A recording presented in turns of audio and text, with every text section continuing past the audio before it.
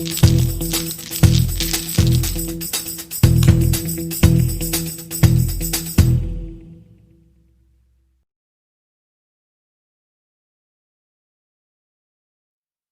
right, everyone, welcome to the 6th of the Riichi Nomi New York City guest lecture. Welcome back to all of our returning visitors. We're glad to see all the new faces that are here as well.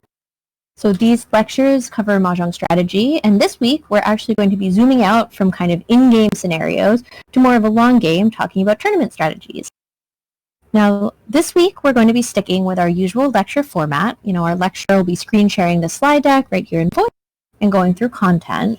Please keep yourself on mute unless you'd like to chime in and contribute to a question, or you're called upon to answer a question by Mac. You can see in the lecture participation channel, you can type &join to be added to the participation list. You can also leave at any time if you can no longer answer. And then Max can pick people from that list to weigh in on questions. You won't be cold called to talk unless you add yourself to the list there. But it's also more fun when everyone chimes in. So feel free to add yourself to the list, or, if you really have something to say, just ask Max directly. And finally, as always, with our Riichi Nomi behavior guidelines, absolutely no hateful or rude comments will be tolerated in voice or in chat. We are all friends, and we're going to act that way. Now, so that others can enjoy these lectures later, they will be recorded and posted up on the Riichi Nomi YouTube channel, including all of your audience participation. That video will go up sometime in the next few weeks, and we'll make sure to link it out when it does. All right, so without any further ado, why don't we go ahead and get started. So I'm going to introduce our lecturer tonight, who is Max. Now, Max is here from Ohio, which he has told me is not a flyover state. He's from the Cincinnati Club. He's been playing Mahjong for 8 years, 1.5 of which competitively. Now, he's gone by LightPinkYoshi online for 10 years since the Mafia Room on Pokemon Online. And LightPinkYoshi is his main character in every Smash game other than Melee, in which he plays as Peach so he doesn't have to grind tech. Smash aside, I'm now going to pass it off to him to talk through some Mahjong tournament strategies. Max, you're on. Hello. Everyone, everything sound good on my end? Sounds good to me, Max. Cool. Thank you very much for that introduction. Once again, I'm Max, LightPinkYoshi. I met a lot of you. Thanks very much for bearing with me on the last-minute reschedule on this. I may or may not have been dragged into work for an extra 2 hours today because I missed 2 hours yesterday because I locked my keys in my car while it was running. I'm doing great. Anyway, I'm presenting on tournament strategies. So before we begin, this is just, how would you play this hand in a normal game? I'm not calling on people to answer this. I just want you to take in everything about this. There's 2 Riichis on the board, 5 Riichi sticks in the middle. South 1, I still have a deal. I'm not that far down. And I have Untitled Nomi Tenpai. I'm not calling on people to answer this. Just maybe write it down in your head or in chat, whatever you want to do. Just keep in mind, because I'm going to come back to it at some point once I go over all these principles. Okay, so things to know before any tournament. First thing, biggest thing, scoring. Up to 50 fu. The things when you get into the 60s and 70s and 80s, they're nice to know, but they're not that relevant. They come up every now and again. But up to 50 is a hand that you can reasonably shoot for without any shenanigans going on. And this means tracking the homo in the pot, tracking the Riichi sticks in the pot, and this lets you give everything you have to playing to the position that you are currently in. Because if you know exactly what you need and your opponent doesn't, then you're already at an advantage. This really just goes back to Jake's lecture on positional play. Because positional play, you'll come to find, is very, very important in tournaments because the UMA bonus is huge. So, with that in mind, look at this hand and tell me, what would you do here? Now, this was just a standard ladder game that I pulled from, but in a tournament setting, what do you think is the play here with the goal of taking this relatively far off third and giving yourself a chance to get second? I am calling on someone for this, if the mods could pick someone.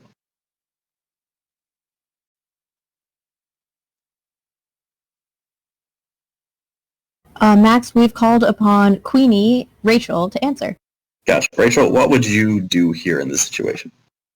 I would probably Riichi on the with the 5-pin waiting on the tune just to freak out everyone. I think it's a likely tile to be dropped, and it boosts you up to 40 or 50 fu. Wait, I don't know. I'm just talking right now. Actually, no, I would Riichi with the tune and wait on the 2 5-pin. So you're... I can't read this. You're about a Mongon down from first place? Is that correct? I'm 12,800 points down from second place, and I'm 18,300 points down from first place. In that case, that changes everything. No, it doesn't. Riichi on the tune. Okay, Riichi Actually, waiting, no, don't Riichi. Just discard the tune, don't Riichi, and hope you draw more Dora. Gotcha. Claire, if you could I get a second answer on this one as well? Sure thing, Max. Let's pick somebody. Caballo has been selected from Mahjong Chile. Do you want to go ahead and unmute yourself?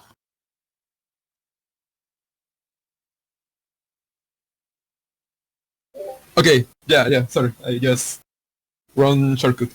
This case, 2, 3, 4. I will discard the red dragon. The red dragon? And would you declare Reach or no? To be honest, no. It's too early to declare Riichi.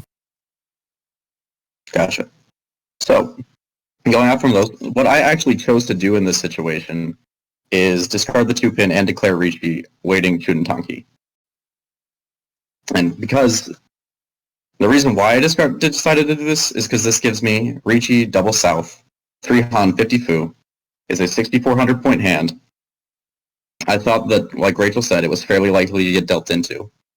And 6,400 points happens to tie me with my Kamicha there, who's 12,800 points ahead of me, if he happens to deal into me.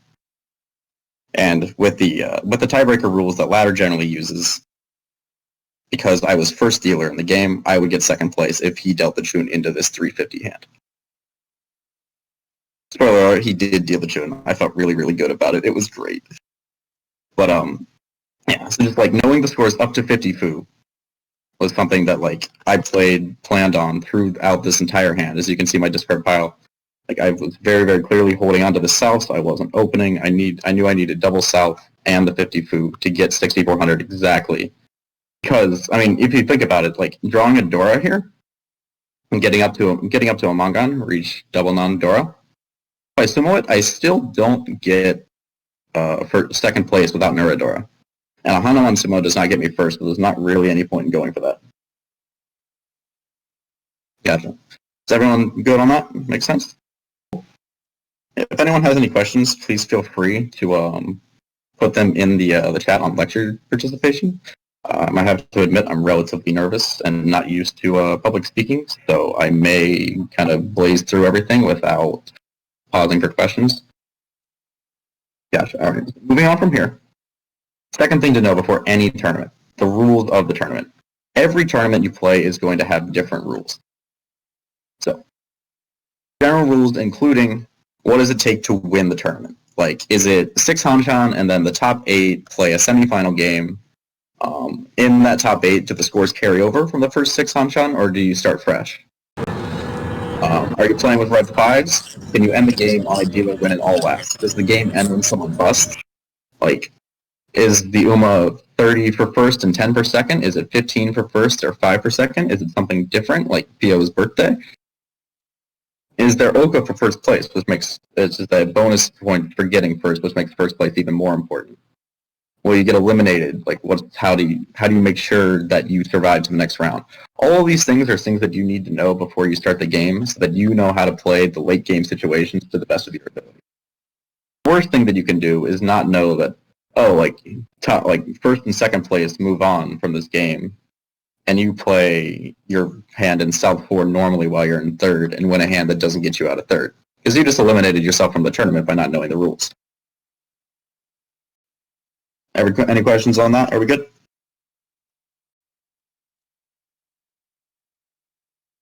Okay. Third thing to know, and this is really just more of a mental thing.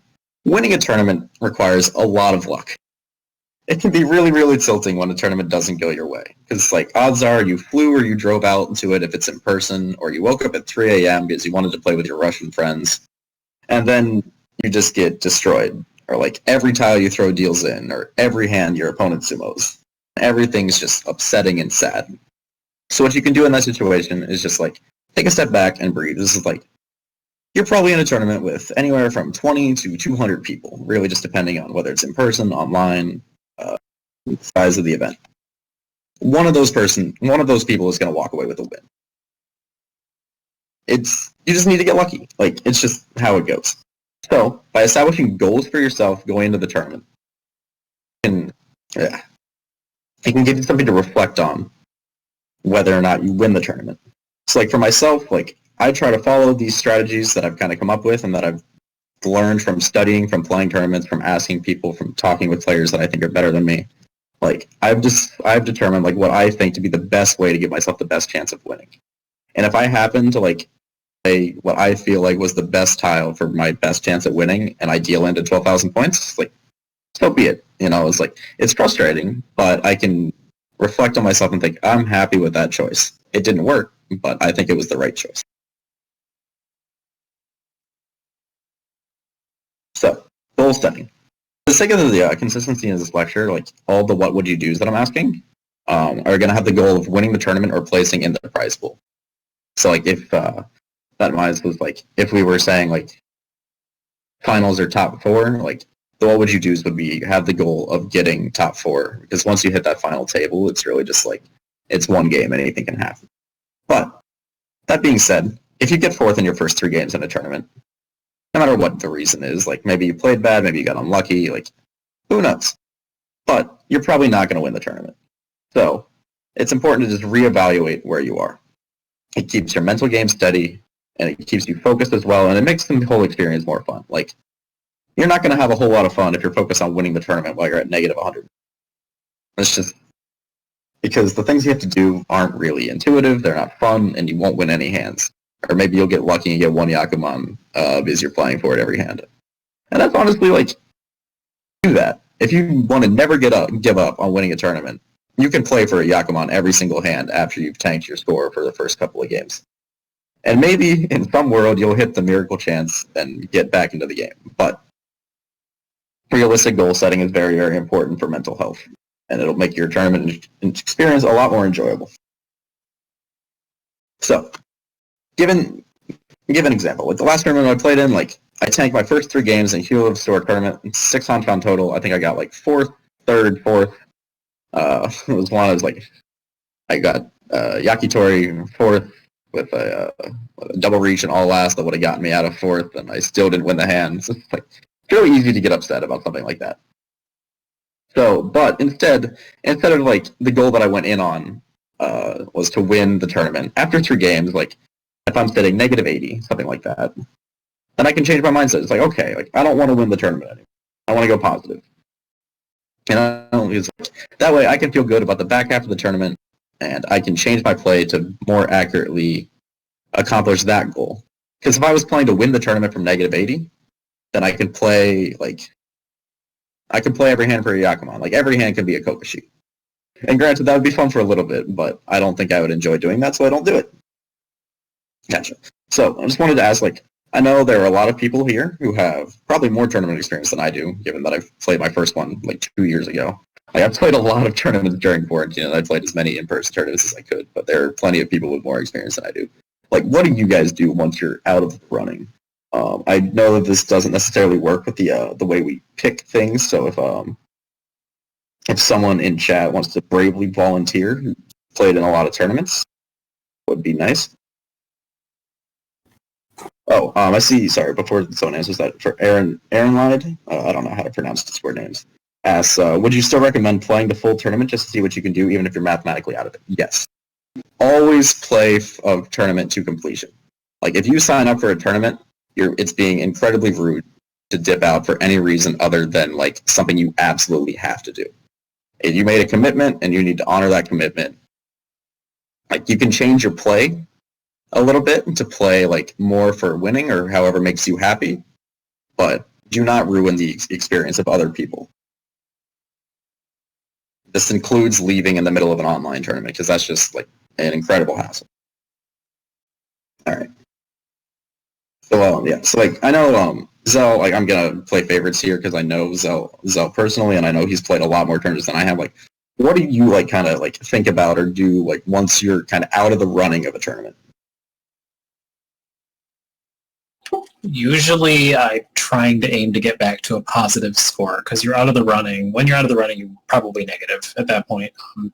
You can be out of the running with one game left, but at that point, and still be positive if there's a big gap. But at that point, you're just trying to go for the Yakuman to try to make it because it can happen in one game.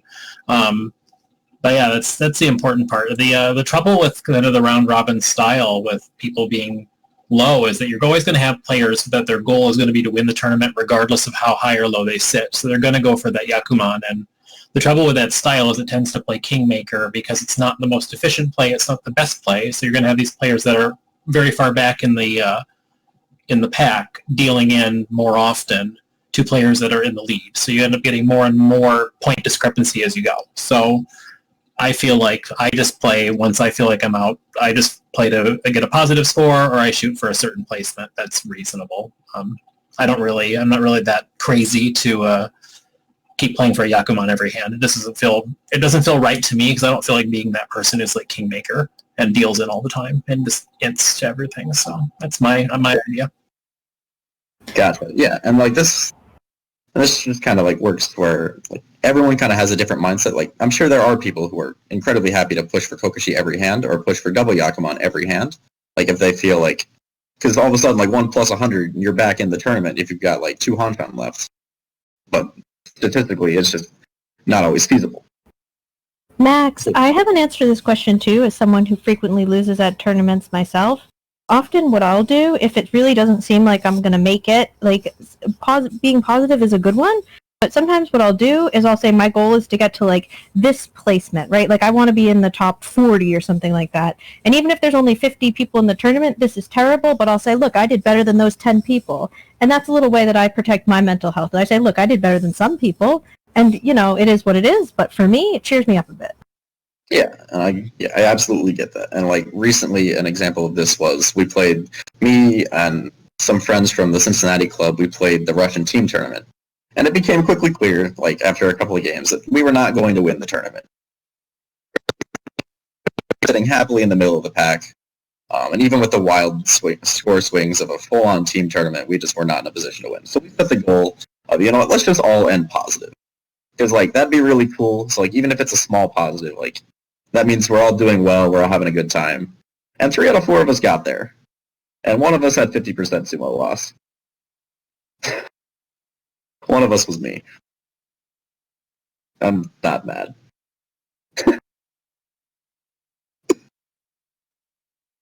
Yeah, actually, Eric brings up a good point. In tournaments that have a booby prize, tanking can be an effective strategy to secure yourself a little. And Anne's also bringing up, just aim to have fun. Like, for everyone, like, everyone gets something different out of a tournament. Gotcha. Yeah. So, going into the last things on goal setting, this does not mean you give up at the first time versus. Like, do not, like, give up entirely on a game. Like, win 1,000 points in South 4 of your 5th game because, oh, what's the point? I'm already in last place in the tournament. Like, that's how you stay in last place. And that's, you gotta, like, stay on the lookout for these, like, these chances. Because 1 in every 500 games, you might get that plus 100 game. And maybe that 1 out of 500 games is now. There's no such thing as a 0% chance in Mahjong.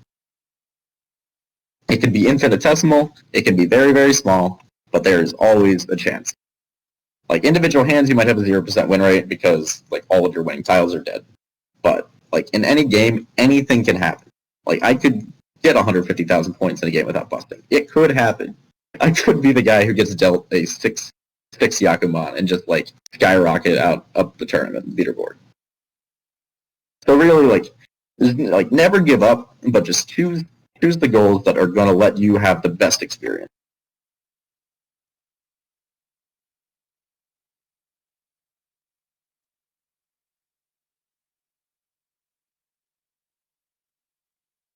Gotcha. I'm just letting the chat go a little bit. It looks like we're having a good discussion just about like these mindsets and just like different things we can do for these tournaments. It's like, yeah, it's like you can treat tournaments as a learning experience. Like, why am I doing poorly?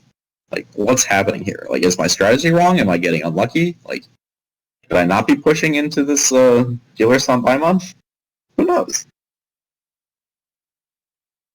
Yeah, like big games happen. You can always drag yourself out, but just don't like. If forcing it's going to be a negative effect on your mental health, then don't force it and do what you need to do so that you're enjoying your experience. Gotcha. So, things to note during the tournament, and this is mostly for in-person tournaments.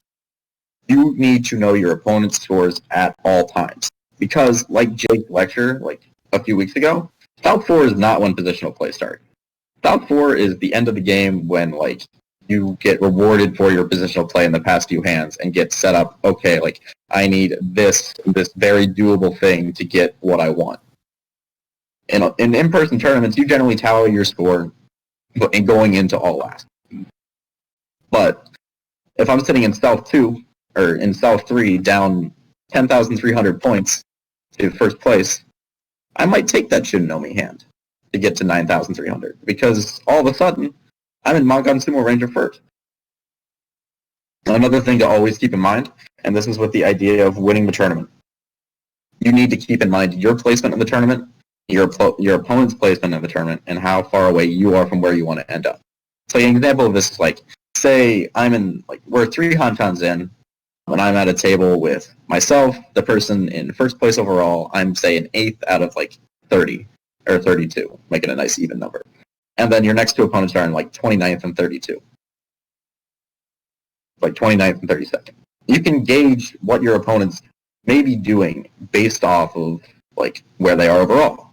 Like the guy in first is having a good run. He may be playing hot. He may be getting lucky. Like you can see, it's like, okay, is he pushing aggressively? Is he going to keep trying to build this lead?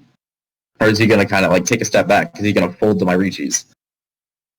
And then the person at 29th and 32nd, like you need to kind of ascertain and use your first like hand or two to say like, okay, what are they playing for? Have they shifted their goals? Are they still playing to win the tournament? Like, are they going for Yakumans every hand? Like, can I abuse that to take 3 points? Can I or are they just kind of playing normal Mahjong and you can sit back and just like play a game as you play a game? It's like these things all change based off of where your opponents are at in the tournament and sort of what their mindset going into it is. Taking those first like East 1, East 2 hands to sort of gauge like what they're playing for and understanding why they're playing like that can be a good way to kind of like scoop some points or like pressure people with Riichis that they normally maybe wouldn't have folded. Mika, I don't know whether or not this is going to be on an hour. I haven't actually timed myself on this. It is going to be fully recorded, so it will be available on the Riichi Nomi YouTube whenever it can be. If you come back in an hour and I'm still going, great. If not, I'm glad you were able to stop by. Okay. Yeah. So, and like I said in this past example, like placement tracking, like especially as you get closer to the end of a tournament, is very, very important. So this example I've got all typed out here with too much text. I'm 6th place going at Hanchan into the last Hanchan of the tournament. And there's a final table that's made of the top 4. So you need to know exactly what's going on at your table. And then you also need to track the person in 1st, 2nd, 3rd, 4th, and 5th. Because if I get lucky enough with seating that 3rd, 4th, and 5th are at the same table, then that's great because I know that, well, one person that's ahead of me is probably going to stay ahead of me because they're guaranteed to get a positive score. But one person that's ahead of me is guaranteed to get a negative score, so I have a chance to jump them. And I only need to jump 2 spots to make the finals. Thank you very much, Lou. It actually means a lot as someone who's run so many tournaments. I really appreciate the feedback. So then you also need to know exactly how many points that you are down from someone. There's a huge difference between being in 6th place 20 points away from 4th place and being 6th place 100 points away from 4th place, like it was Cincinnati's inaugural tournament this past year. 1st through 4th were all plus 120 to 150, and 5th place was plus 20. So there wasn't really a chance for anyone outside of top 4 to make top 4. Yeah. And It's also additionally important to know who's in first, second, third, fourth, fifth, and maybe even like seventh and eighth, like the people that are close to you. Because if one of them happens to be seated at your table, you can play around them. Like you can, and I wanted to ask people, like, does anyone think of some specific strategies that you could use, like, to specifically outplace one person at your table, knowing that if you outplace them, you will finish ahead of them in the same thing? Lots, I would like you to pick a couple people. All right, let's see who we get.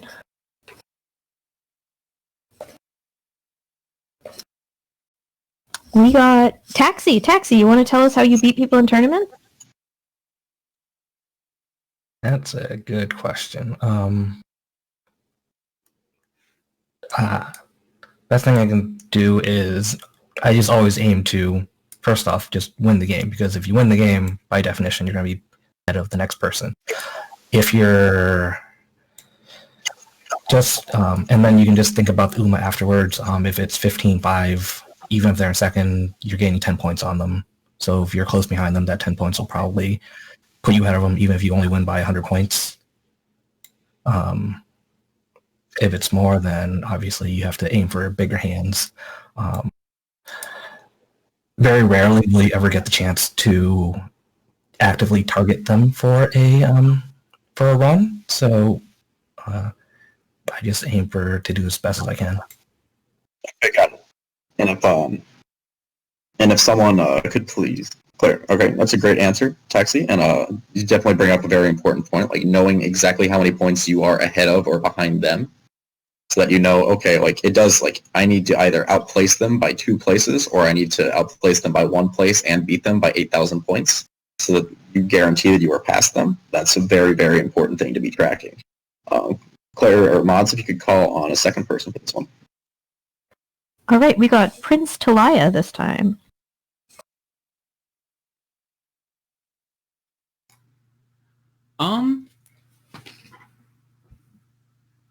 Honestly, I would probably, I know this isn't very helpful, but I would probably have a similar answer. I mean, just understand the UMA going in and know exactly how much you would need to get over the other players at the other table. Because you could take over the people that are in the top 4, but then you don't know what the... Or wait, is there only one final table of the top 4, or is there 2 tables going on? We're saying like this one top 4 final table. Oh, well then... but I'm more looking for just like specific ideas to like make sure you place ahead of, like, to do your best to place ahead of one person at your table, because you know that they're ahead of you. Well, maybe specifically target their weights, like maybe see what their patterns are in their discards and try to target them for runs as much as possible. Okay, good. And these are great answers, and I'm seeing a lot of really cool answers come in chat as well. Like, my general thoughts on the idea are, like, a lot of what's been said, like, these make sure that you know exactly how high above them you need to place, like, UMA-wise and both placement-wise. But also, as, like, I see a lot of people saying, like, yes, like, play defensively when it's not their, like, Riichi. Like, if someone else is playing aggro, like, you don't necessarily need to do great in the game if you only need to outplace this person to lock yourself in. You just need to be better than them. So if they're forced to push, you can be forced to... You can gently fold and let them hopefully deal in. Another thing you can do is on their dealer turns, you can, like, force fast hands. Like, just to... and stop them from winning their big hands. Like, if you see them palm the Dora, like, that's 8,000 points you don't want them to get. So that means it's time to either speed up your hand, or if your hand is garbage, throw some middle tiles at your Kami-chan. Maybe they'll fight for you. Like, Sashikomi some tiles into, Sashikomi being to intentionally deal in.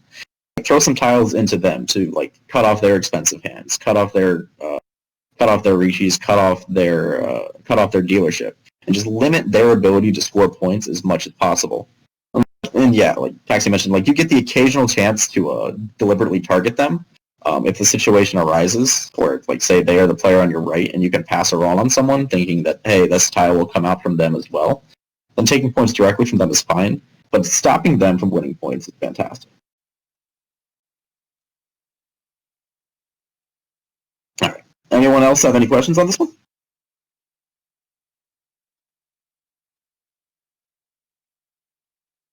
We all good? Cool. Thank you much. Actually, I see a couple people typing.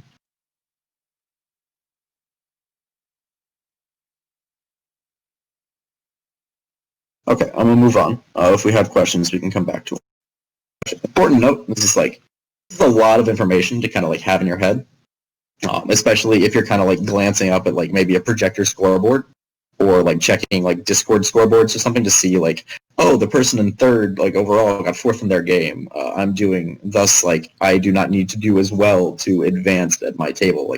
Those are all things that you can check while you're playing if their table happens to finish before yours. But if it's going to impact your play, it's not worth it. Just the micro chances are just that. They're micro things that you can do to make your chances a little bit better. But the best chances you're going to be able to give yourself is to play your best Mahjong. Okay, so now that we've gone over general tournament ideas, things to keep in mind. Also, yeah, Luke, you should not be updating scores while games are going on, because people can use that information, and it's not fair to games who start later. Or games take longer. You don't want to be punished for playing quickly. So yeah. So now that we've gone over general tournament ideas and things to keep in mind, let's go over some specific strategies for common tournament types. And I'm going to go over 3 specifically. RC rules, in-person tournaments, most of the opens across the United States play. I know this is very America biased, but I'm sorry to all of my EMA listeners. But this is just the tournaments that are most likely to come up when most of the people listening are playing in person. Second thing is elimination tournaments, like the upcoming Cat Food Bowl. Hype. Everyone on that road to the bowl, grinding to master. Good luck to everyone. Reaching out bi-weekly tournaments that Luke is so kind to run for us. And Anime Central runs a tournament that generally runs an elimination bracket, from what I've talked with Q about.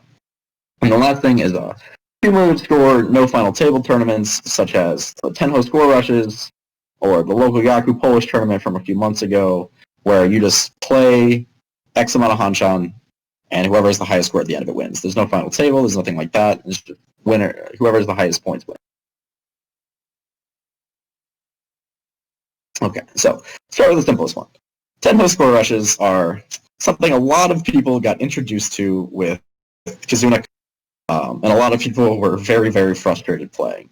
Because realistically, it's just not there's not a whole lot of expression of skill going on, to choose an interesting word choice. I'm not actually sure what I'm saying. But essentially, you have to play and get the best possible 5 games in a row. And those in your best 5 games in a row is compared against everyone else's 5 games in a row. And the biggest ones of these will have 2,000, 3,000, 4,000 entrants. So it's you need to be in the top 1% to even have a chance at placing at the prize. And the way to be top 1% is to get 5 firsts in a row. Which, let's say you're better than everyone else at your table in every game, and you have a 30% first rate in every game that you play, and which is pretty high for Mahjong. You're at 9% to get 2 firsts in a row. You're at 3% to get 3 firsts in a row, and it just gets exponentially smaller from there. You have to get lucky.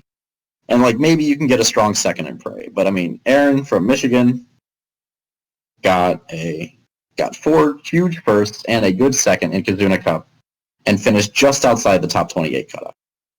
So really, the moral of the story with these is that, one, if these sound interesting to you, a lot of them they're times they're Thompson. Talk to Tian, Butane. I know they are generally in tune with those things. They post a lot of them to the announcements channel in the 7447 Discord. And I think JCakes may also have access to those somewhat. But the way to go with this is just to play aggro, play as long as you can, and just eat that Apatsudora. Do what you need to do to win the game, because if you're not winning the game, then you're not winning. And then maybe if you get 3 firsts in a row, you can tone it down and safely play for 4. And Luke brings up a good point. Get a general idea of the player count. There's a pretty big difference between what you need for top 10 in a 2,000 person tournament and a 200 person tournament. You still need fantastic scores, but you don't need to cry yourself to sleep after you get 1/3 if you can get 4 big firsts in there. All right. Moving on. So, speaking of which, I wanted to ask people, say this is the same situation from earlier, but we are very, very unlikely to get first. But I don't want my Tenho Tompu run to die. Let's pretend this is Tenho and Tompu and not a Jade or Monfan. Does anyone think of anything that we can do here to pull a miracle first place out of this situation? Mods, you can go. I have picked Edwin. Can you guys hear me? Yep. Okay, good. Last time around I tried to use the microphone and it didn't quite work out, so I'm glad it's working out. If you're trying to get first, it's about 9,000, so you need more than a Mongon. What, double south? Like the probably the closest thing you can do at this point, because like the first thing that pops in my head is to basically turn this into, and it's relatively unlikely because you already discarded the 1 pin, but you'd have to try to turn this into a Chanta of some sort. Like get a 6 into a 9, punt the. Actually, you'll even have 1, 2, 3, 4. Yeah, that'd be about the only closest thing I can think of. Or you'd have to. Yeah, Sound Trophy is kind of out of the question, and you're going to have to hit Urador no matter what. I think if you're going to try to catch up and get first, because you're 18-3, I think. Yeah, 18. Sorry, Claire posted a better picture in the chat. I did not realize how poorly this would come across in full screen. So I think with 18-3, that's probably the best I can think of at this point. Yeah, 18-3 plus the additional annoyance of being 12-8 down to the second place, so you can't even get a direct hit Hanuman. Yeah, so like I said, the closest thing I can think of, which is very unlikely because you've already discarded the 1 pin, you could get double Yakuhai, Chanta for another 2, and then you just have to hope for Urador and you hit first place, I think.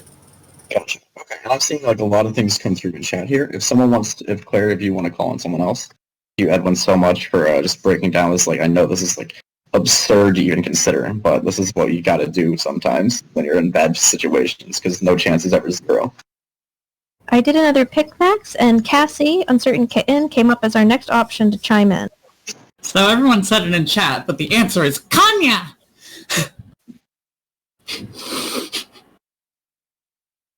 Because if you con the south, and by some miracle, and ideally close con, but I guess open con, actually I'm not sure open con would work, though. Let's see, if you somehow flip the, east, we've only seen 1 east and we still haven't seen the south, so it is entirely possible that south could be could be Condora. So con the south, and if you get a closed con, then reach, and that's still 7, isn't it? Though you might get Uradora and you've upped your chances by conning. Closed con the south. Gotcha. Okay. Yep. And these answers are really everything that I came up with in my head. I think so for this situation, first thing is you have to discard the Chun because there's no point waiting on the Chun like there was in the first example. Mm-hmm. My thought was con into double non-Dora 4 for at least a Hanuman. You could then shift into a Nobiton wait on the 1-4 mon for Condora, or for double non Dora 4 and then Dora 2 on the 4 mon. There's also the opportunity of reach a Potsumo or a 3 with double non. Yeah, and people are bringing up, you can also just feed the try to feed the dealer here and make sure that this game goes another hand. One last thing as well is that conning into finding a Hanuman direct hit onto our Kamicha, or sorry, not our Kamicha, our Shimacha does work here if someone throws a reach stick onto the table for us. That would put us at 13,000 points for the direct hit, which puts us above the dealer and the direct hit 18th ahead of us, so obviously will put us ahead of them. Yeah, but it's like situations like this where like you have to play for first place actually come up fairly often in tournaments. And if I was playing for first place, like I think Jay brought up in chat, like I would absolutely have played this hand a little bit differently. Just looking at the discards, it looks very Kokoshi-y, or very Honitsu-y. Like there's a lot of different things that could have been done with this hand. Actually, my Kokoshi would have just died on the previous discard unless I was 10-5. But yeah, like ideas like feeding dealer or just like prolonging the game or praying for these miracle outs, like these are kind of what you have to go for in games where only first place matters and you find yourself in a bad situation. Like 0.1% of a chance is still a chance. And like you said, like we don't see the South. It could very easily come out to be conned. We don't see 3 of the East. It could very easily become Condora. We don't see any 4-mons. We could draw into more Dora. And with all the 1-mons dead, a 1/4-mon Nobitan would be guaranteed to roam Dora, so we wouldn't be risking ending up Furry-ten. Okay. Anyone else got anything on this?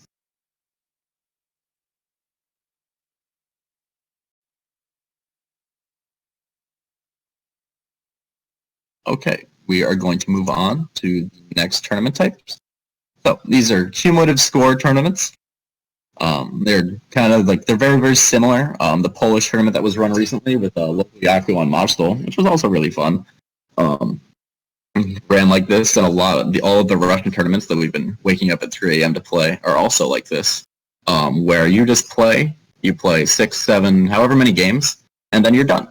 And whoever wins, whoever gets the highest score wins. And there's no like finals, there's no drama, there's just whoever's the highest score after X amount of Hanshan wins the tournament. And so, like, it's relatively similar, I think, to the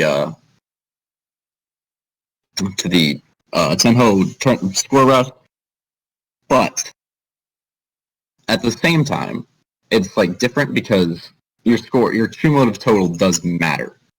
So, like, to win the tournament, you're going to need to win like half of your games, like more than half of your games, more than likely, and the rest are going to need to be seconds. And maybe if you're like lucky and you're getting big first, you can sprinkle a third in there. But more often than not, the person with the lowest average placing rate is going to be like third place at worst. But you have to remember, like, depending on these tournament sizes, someone very easily could be getting just as lucky as you. So if you win your first 4 games and it's a 7 Hanshan tournament, you can't just kind of relax and stop doing what you were doing just because you're winning at the moment. Because I'm sure there's someone who's gotten 1-1-1-2 and they are right behind you, which is why it's just always important to be aware of the standings. Yeah, if you're up 100 points with 2 Hanshan left by some blessing of the gods, literally, maybe you got Tenho, then yeah, you can kind of like take it easy, play for not last, and just make sure that you don't tank your score. But realistically, at the top of these tournaments, it's going to be very tightly contested. And there's always the chance of someone coming out of nowhere with a double Yakuman or something like that, if the rule that allows for it.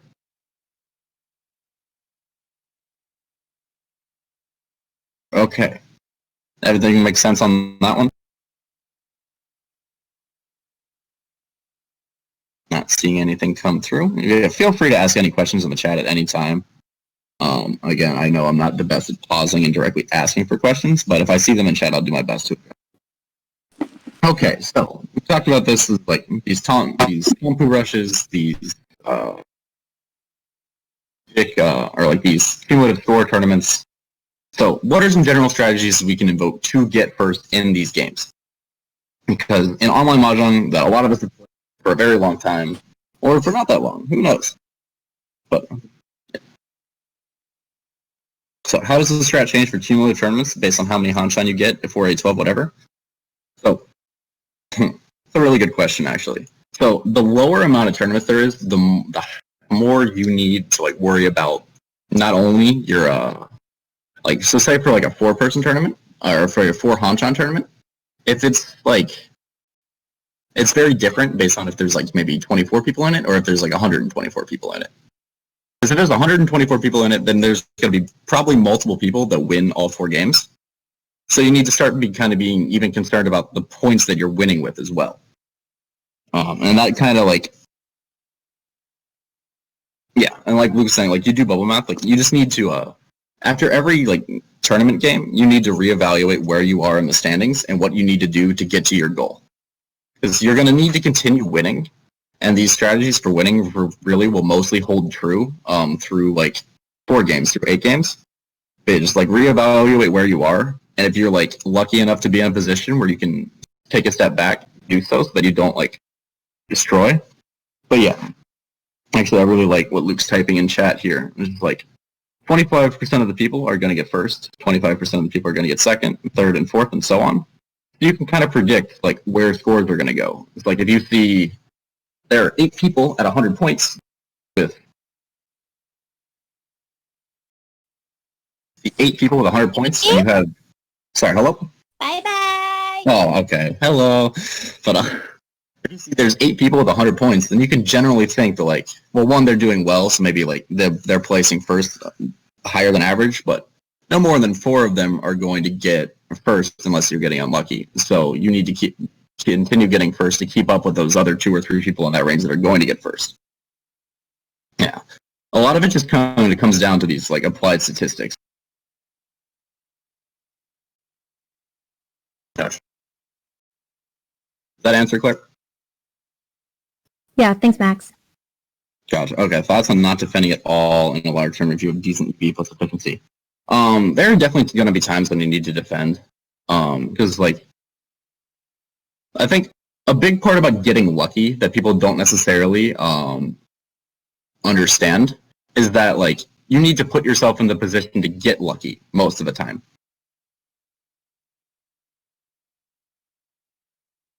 So, like, if you're just, like, throwing live tiles every single time, even when you're not necessarily, like, even if your hand, like, even if you're in first, even if your hand is okay at best, like, you're not necessarily, you're putting yourself in positions to get unlucky. Because honestly, like, if you look at it, dealing in usually is unlucky. There are a lot of tiles that could deal in, and you happen to have to deal the one that did. Even if it was fairly likely, like, most discards are, like, at absolute worst have, like, a 33% chance of dealing in. At the absolute worst. But if you're taking, like, these 15, 20% chances numerous times, you're going to get burnt. Like, it's just stats. Okay. Does that sound good, Kevin?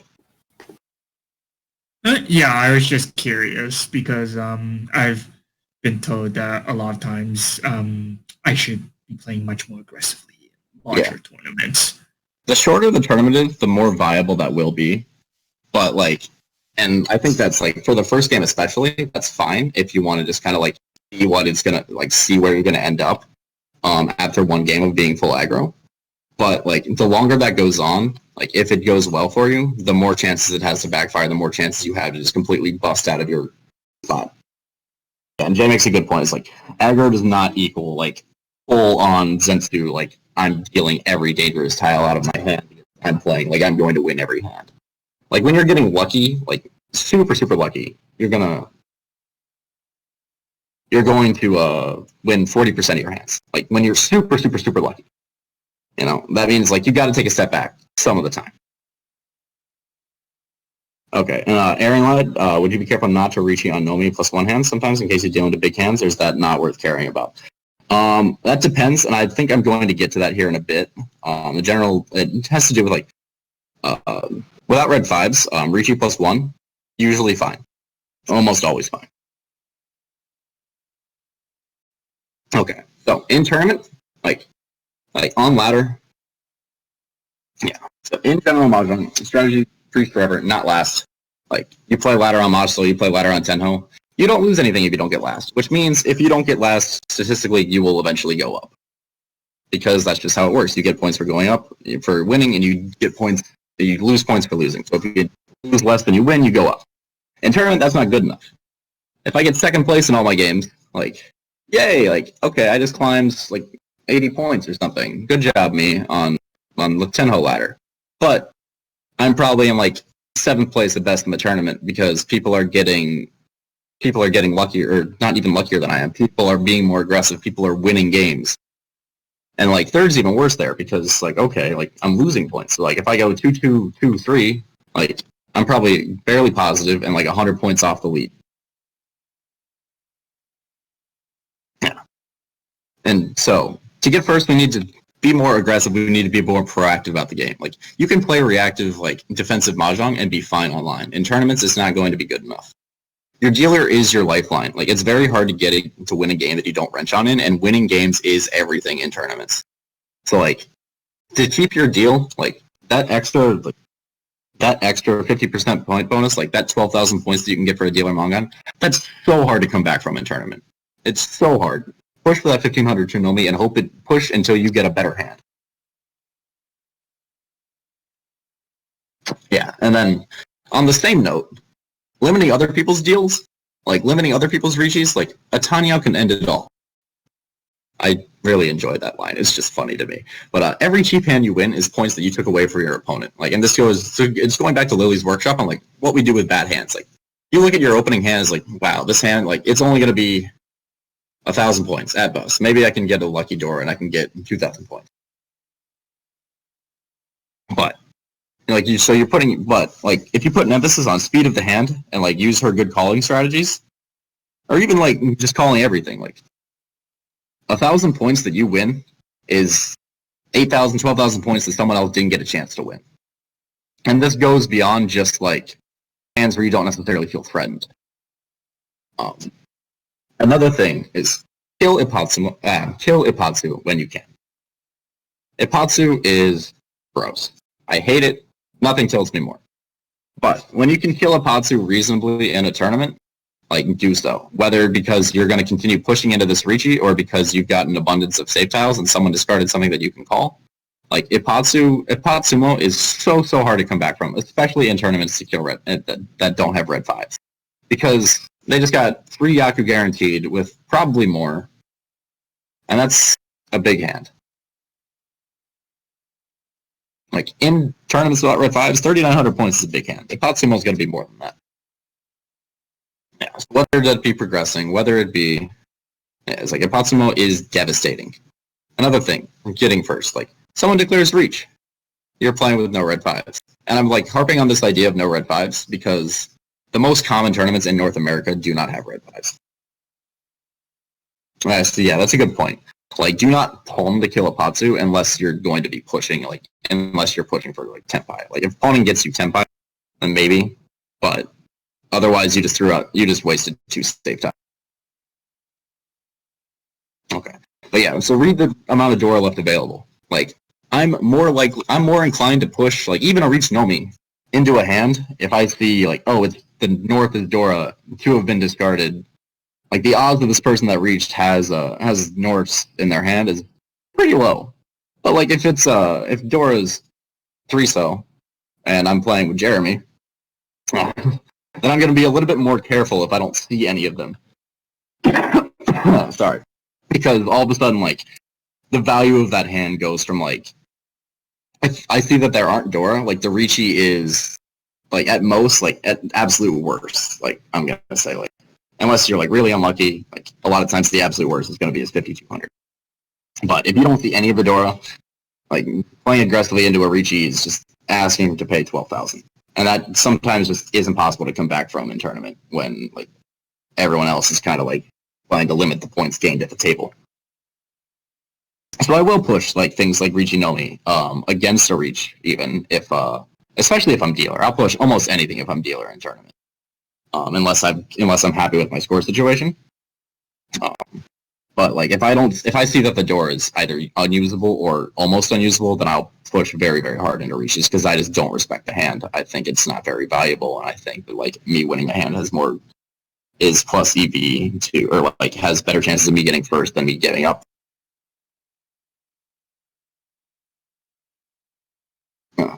Last thing is, so say like, and we've just harped on a lot how like people winning big hands is scary.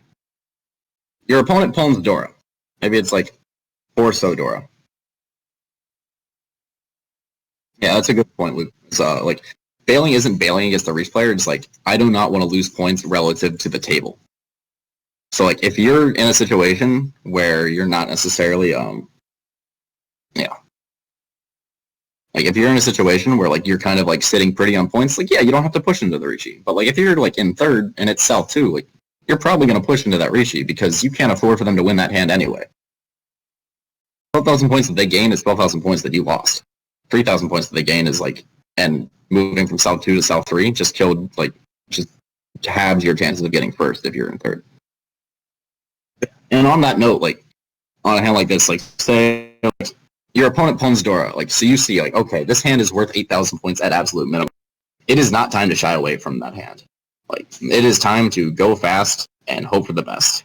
Because them winning 8,000 points, depending on the situation, like, this is all, like, very situation, like, placement dependent. But, like, if you're in a flat score situation, or a relatively flat score situation, and it's South 1, South 2, you see an open pawn of Dora, you need to kill that hand. That hand needs to not be won, because if they do win, then you are in trouble. Because even if they're rolling someone else, like, even if someone else is doing what you do and they deal in, like, that's 8,000 points that's going away from you. You're now 8,000 points further away from first, with less time to make those points up. And sumo obviously hurts even more. So, the moral of the story, just gonna say, it's a good emote. But it's like, you need to play aggressively to stop these hands from happening. And, like, sometimes this can and will backfire frequently. But, like, you need to get lucky to win tournaments, and that's kind of, like, why I've been harping on that as much as I have been. Like, sometimes you'll push, like, a 2-so into a 1 chance on Tanya Dora 3, and you'll get screwed on it. And, like, sometimes that happens. But, like, think about it like this. Is there really that much difference between you dealing into 8,000 points and the other person sumoing 8,000 points? Because if there isn't, then you made the right call by pushing it. Last thing that we can really do for getting first is bluffing. So you say, like, you want to be, like, say, opening your hand and it is absolute hot garbage, but you have a pair of Dora. Palm that Dora, if it ever comes out for some reason, especially if it's like an honor or a wind. Palm that Dora and then work your hand around it, because you just terrified the rest of the table. Like something it isn't. Like, people get really scared of Honitsu because it's really, really easy to make that hand look like it's expensive. So, like, if you make 2 calls in the same suit and are throwing out, like, and, like, obviously if you're bluffing Honitsu, you can push for a Honitsu, but, like, this is really just what to do with, like, your really, really bad hands. Like, make 2 calls, make 3 calls, like, or maybe not 3 calls, but, like, make 2 calls and just, like, try to push other people off the hand. Because if you have a bad hand and you can make it go to exhaustive by calling and scaring people, or you can make the person with Tanya Pink Dora, like, open their hand and get Tanya Dora at best, like, you just saved yourself points by scaring your opponents. But note that, like, as the game goes on, this is going to become more, like, less and less effective, or, like, it'll change its ineffectiveness based on the score situation. Because the person in first is going to be terrified of your bluff, because they don't want to deal in, they want to secure their first. But the people of, but the people who are behind you, and, like, it's South 2, you palm the Dora, and this person's on their last deal. They don't care that you palm the Dora, they need to win the hand. So, like, bluffing becomes less effective the more desperate a person is to win the hand. So, like, you have to be a little bit careful about how you do it, because you are limiting your defensive options. Bluffing your hand's bad. You don't want to, like, lose points bluffing. But you also, like, want to limit the amount of options they have at the table. And also, pawning Dora opens the last thing. Pawning Dora opens the door for other people to not be afraid of other people.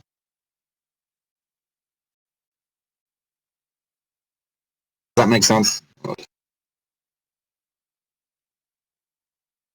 Oh, that was, like, a whole lot of info dump right in a couple of slides there.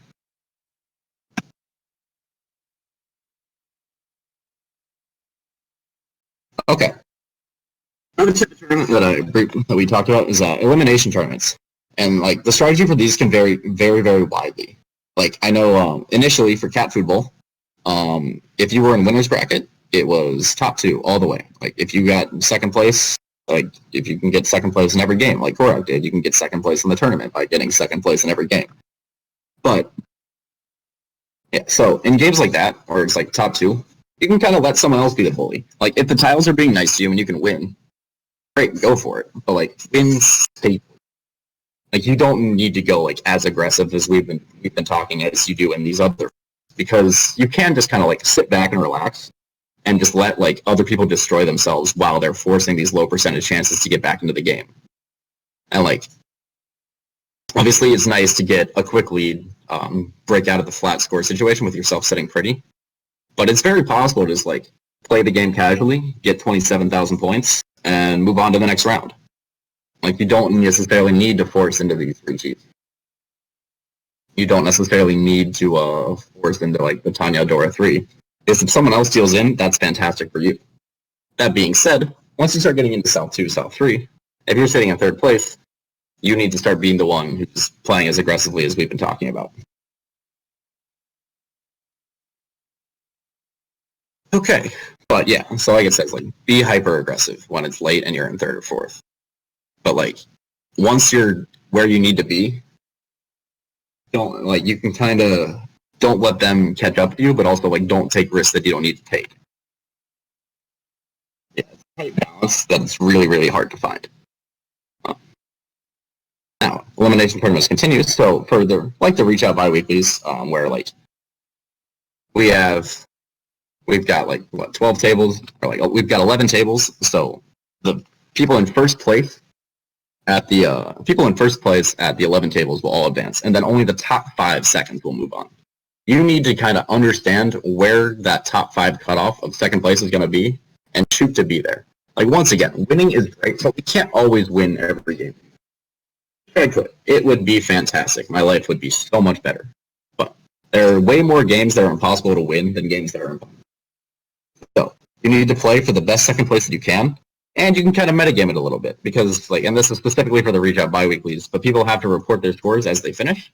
Like, you can kind of, like, check in. It's like, hey, okay, like, 4 people so far have reported a second place at 36,000 points. My second place needs to be higher than 36,000 points, or else I'm going to get eliminated. 17th place is not better than last place if only 16 people advance. Okay, Luke's saying he's fixing that, but yeah, it's like, some people, like, will find that kind of cheesy or distasteful, but, like, I think, like, if the information is there and I'm using it, like, there's nothing to stop you from using it. Yeah. And if advancement is first only, like, the second round of the elimination tournaments, just refer to the previous strategy. Like, do everything you can to get first.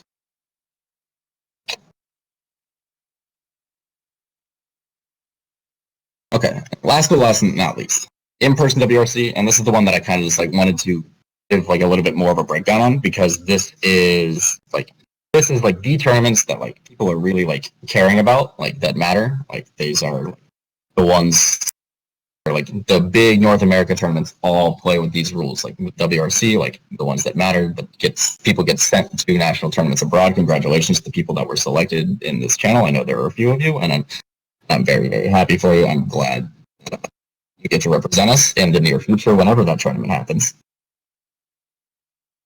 But first, you need to know the rules of WRC, and you need to know them well, because, like, strategy in WRC is very, very, like, kind of established.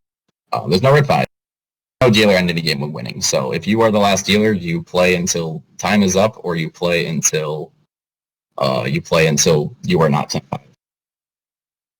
No busting. You can tank someone as low as you want, or you can tank as low as you want. So there's no such thing as a stage first. You tank harder than 15-5 ULA, which means placement bonuses aren't as big as some other tournaments where you see, like, 30-10.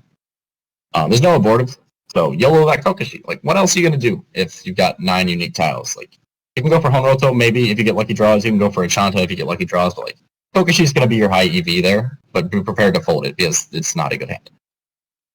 Yeah. Kiryaga Manga is also an important one. It's very, very important to factor into scoring. Thank you very much. Actually, completely forgot to put that in there. But 7,700 becomes 8,000 points, which means you need to factor that in when you're factoring in scoring possibilities. 4 and 30 being 70, like, those 300 points can mean the difference between, it's 10,000 points, if that 300 points changes your placement. Score for however many Hanchan the tournament lasts. Okay, there's also no counted Yakuman. So you can only, and you can get Yakuman, but they have to be the established Yakuman. You cannot get other people. I wanted to just fit this all into one slide, so I went with like the most important, I felt like, rules. It's cumulative score, so you play, and we talked about a little bit about the strategies of cumulative score, and how you absolutely just want to do your best to accomplish like your goals of winning the tournament, and then like change your goals to based off of how it goes. But I do not want to play in tournaments. You seem like you just make insane stuff happen. The last thing, no busting is super important. I have personally had the very, very fun experience of being negative 13,000 in South 1. But I didn't stop playing. I ended South Forge during Poto Ishanten. It's like you have to try. And the last but not least, like it's top 4 or top 8 in final table cutoffs. Really just sort of depends on where you're playing or like how much time you have. A lot of them are top 4. So you need to play to be in top 4. You don't necessarily need to be in top 4's first place because knowledge the score is reset. That's correct. The score is reset in the final table.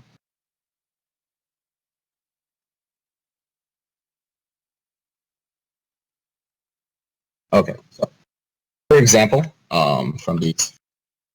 Okay, tourney dependent. Gotcha. The ones that I've been have reset. Yeah, so tourney dependent. A recent tournament. This is my starting hand, and all allows as non-dealer. So you can see, like this hand is Tenpai. You can double Riichi it. I'm down 6,000 points to third place. First game of a 20-person tournament. So like third place is not that bad.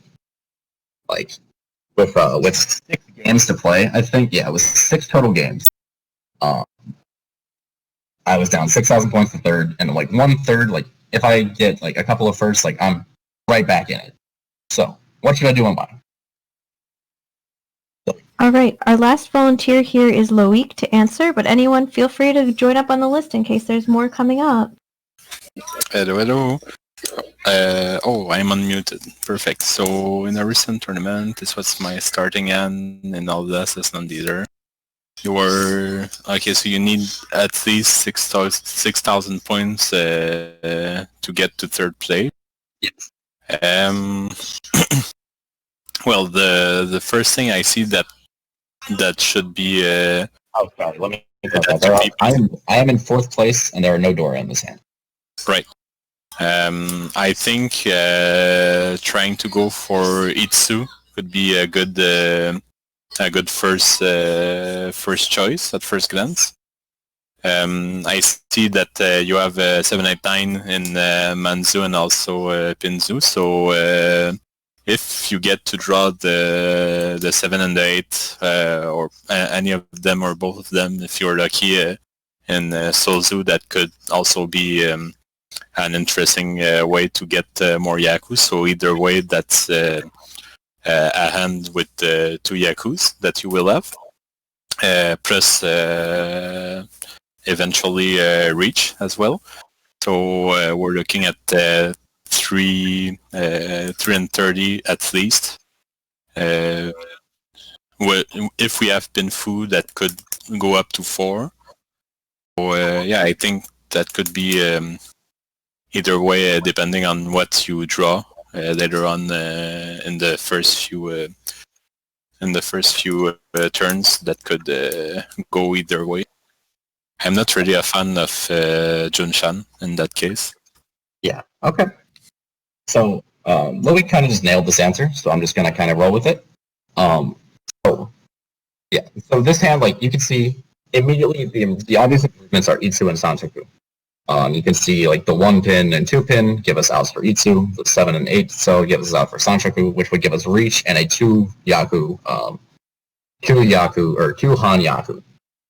So what that does for us is then that hand is worth at minimum 5,200 points. If we get the Pinfu as well with the Itsu, then it becomes a Kiryaga Mangan at least, so 8,000.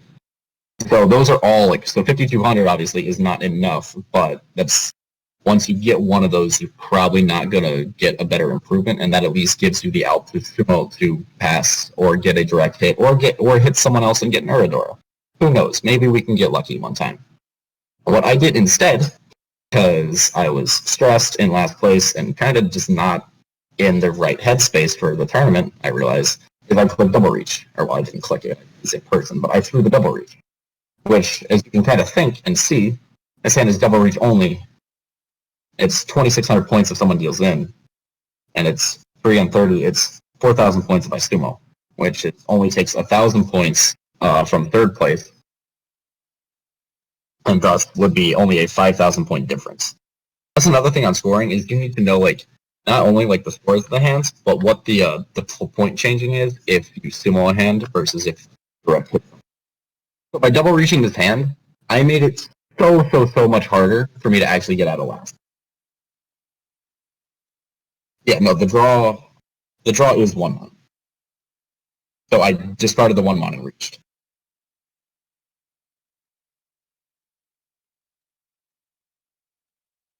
It's 3 runs and 2 pairs.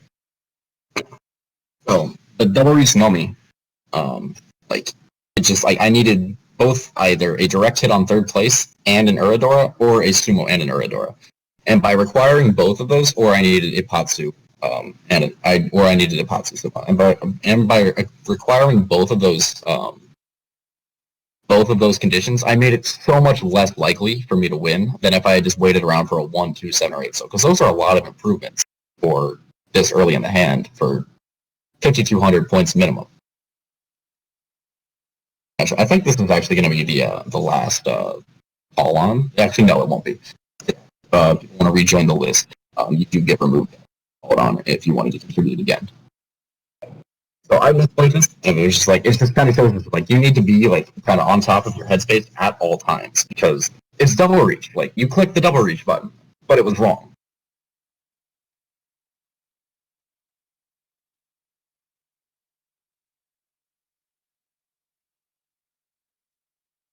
Moving on from this one, in-person WRC.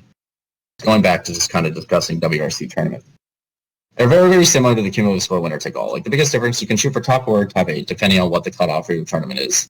And you still have the chance to make finals instead of having to be first overall like you do in a cumulative tournament. Like, this means like third isn't so bad.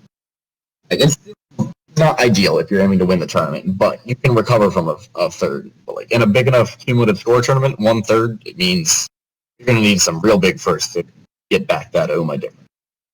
The biggest difference in WRC. Huge difference. It's a clock. Like this, and it's only relevant to in-person tournaments, so that's really what I'm talking about when I discuss WRC, is WRC clock in person. Because a game can very, very easily finish in South 2. Like, I've seen it happen. Like, it kind of sucks to be seated West or North and you only get one deal in the game. But what's more important than that is that you need to keep track of that clock and realize when positional play is starting. Because it doesn't do you any good to be like, okay, I'm going to start my positional play in South 2 like I'm supposed to, like Jake told me in lecture, which was a fantastic lecture. Everyone should watch it on YouTube if you haven't seen it yet. Okay, I'm going to start my positional play in South 2. Well, guess what? Your clock just expired. South 2 is all last. And now you're down 10,200 points when you could have won 2,000 points last hand and made Mangan Sumo get you first place. Now you need to come up with something crazy. Get a Hanuman direct hit or like or a Mangan Sumo with a reach stick on the table. It's like the point is like if you're not paying attention to the clock, you make positional play so much harder. Because the positional play changes based off of how much time you have left. And just by nature of in-person tournaments, like not every game is going to finish. Some will have more wrench on, some will have players who play a little bit more slowly. So it's just something to keep in the back of your mind. Everyone good on that? And how the clock affects that specifically WRC tournaments? Yes. Also, yeah. If someone, you don't want to be like too aggressively gatekeeping to like newer players, but if someone's sitting there taking 15 seconds to discard every single turn, like you can tell them like, hey, like, this needs to stop. Or if someone's like sitting there like grabbing their drink or like checking their phone, which should be turned off, by the way. Always turn your phone off when or just fiddling around instead of building their walls. Like, this is my time that you're cutting into, and you do not have the right to do that. You can like gently ask, like, if someone's like newer to the game, like a little bit longer. I think that's a good point, but and it's really like and it's consistent. But like, I'm gonna give someone like 10 seconds a few times to choose their discard. Like, this game's hard. Discards are not easy to choose. But if it's every single turn where you'd be like running out your Mahjong clock, like, I'm gonna have an issue. We're gonna. Hey Max, can I ask a question? Yeah.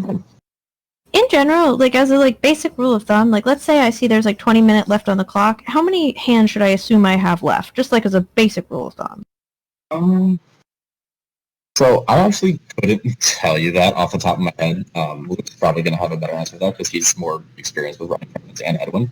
10 minutes per hand, but you can also, if you're like me and you don't necessarily like know that exactly, you can kind of just like glance at the clock after every hand and say, okay, X minutes have gone by this hand, X minutes have gone by this. Makes sense. Thanks. Yeah, and just kind of like gauge the average from the games you've been playing thus far today.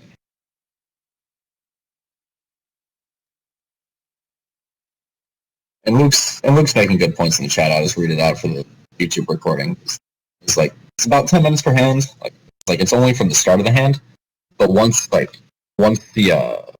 walls are built and people are playing, it'll be shorter than that. But it takes a little bit longer, like to build that wall, because unless you have the auto tables and whatnot. Yeah, and usually after time runs out, you play one more hand, no matter what. Unless like the game ends, like South 4 all last happens. You don't play a South, or you don't play West 1 because time ran out in that hand. But you do play South 4-3 if the dealer continuing to win.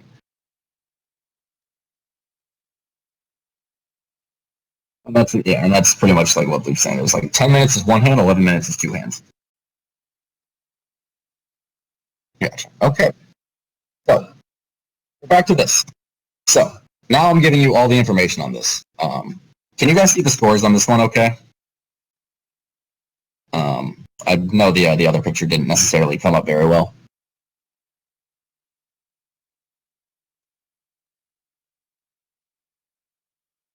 Okay. So, essentially, you see my hand. I have Untitled Nomi Tenpai. There's 5,000 points in Honba 6 in the middle. There's 2 Honba. And it is South 1. So I still have a deal. I still have some time to make things happen in this game. And I'm not in that deep of a last place. However, I'm in 10th place, and top 6 get prizes. This is Hantan 2 out of 4 total. So, like, I need to do well now, essentially, if I'm going to continue, like, in the running for the money.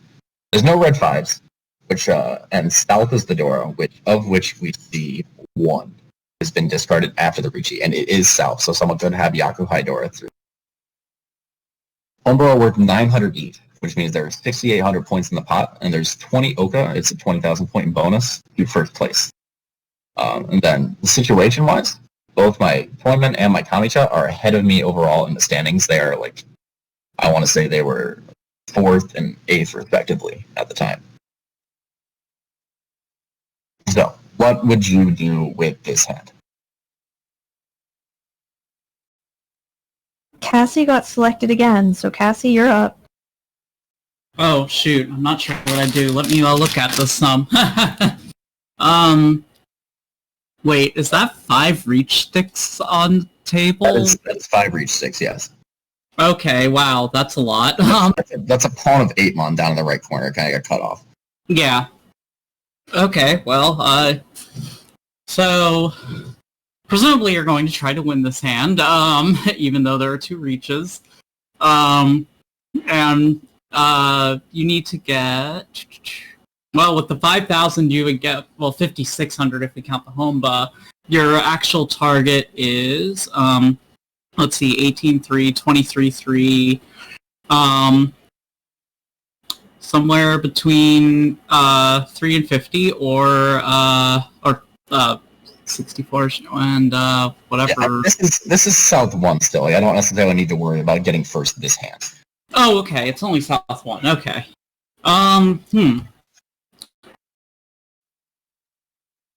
But those 5 reach sticks are really tempting still. But yeah, if you don't need to get first this hand,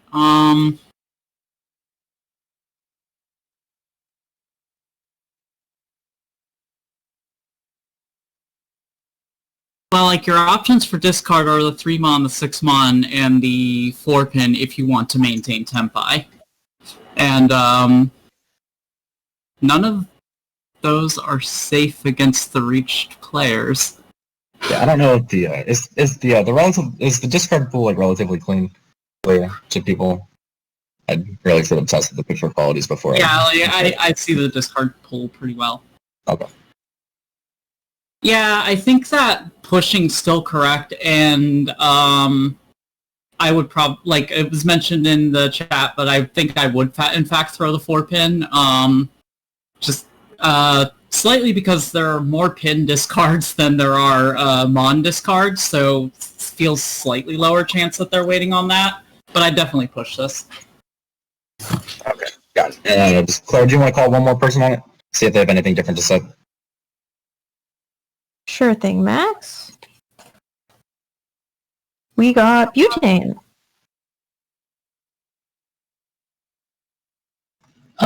Okay, yeah. So, in this kind of situation, right, like there's two things that are big considerations for me. One is like, given the point situation and given what we're trying to do, right, it's a tournament, and like we really want to displace, and if we let somebody else win this hand, we're gonna have a really hard time getting out of, getting into a good score, like a Rentai score for the second place.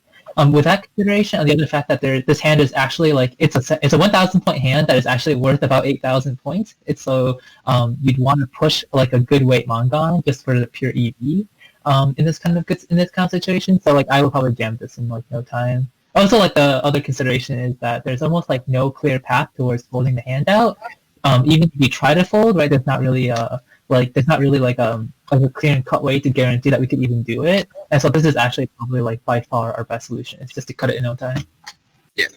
And that's pretty much the solution that I came to. Like if I was like on ladder, like in a scary situation like this, I might be more inclined to fold because I have at least the 6-0, and if someone deals in, then cool, I'm out of last probably. I have like a 5-0 half Suji as well. The important thing is as well is that keeping this 4-pin for whatever reason is furry 10. So yeah, I mean I pushed because like not winning this hand is the same to me as just accepting that I am going to get last place. So like I pushed it, and I've just said like in tournaments you need to get lucky. And I pushed it, and I did deal in, and 2 turns later or something, Shimacha dropped a 3-mon, and I was happy. I actually had the terrifying decision of having to wait 3 6-mon or 2 5-mon back there when I Tadashi the 5-mon into the Richipatsu.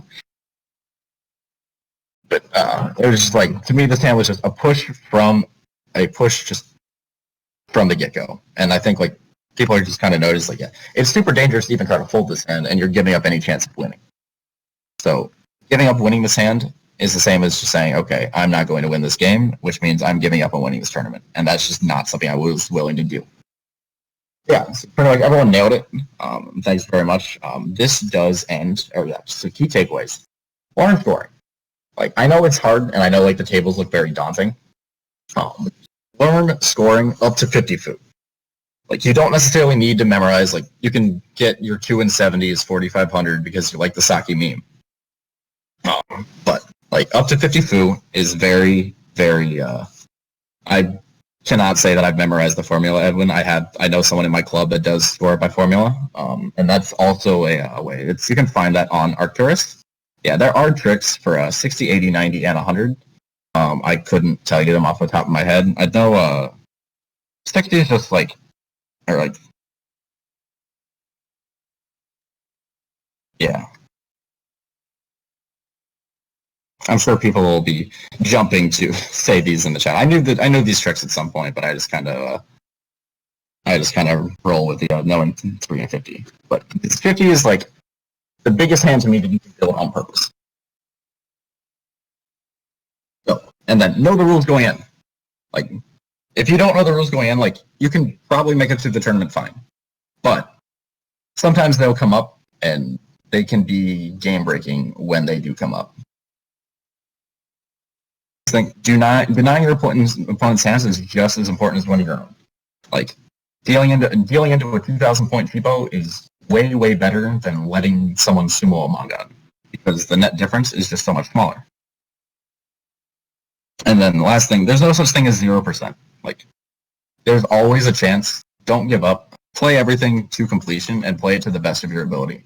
And what you decide, like, your path to that above 0% is, you just, like, make sure that you are comfortable with that decision, and that decision is how you're going to be happy. All right. That's everything I've got. Thanks, everyone, for coming out.